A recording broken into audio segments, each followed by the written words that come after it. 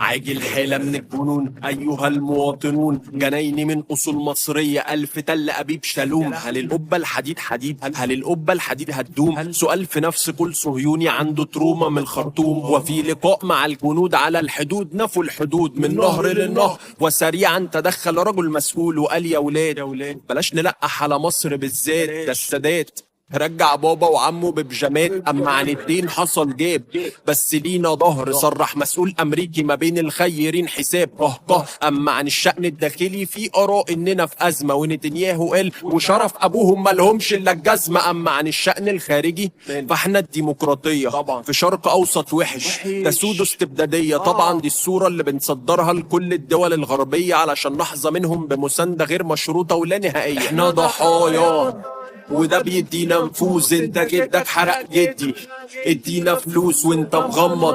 ادعم اسرائيل كل لما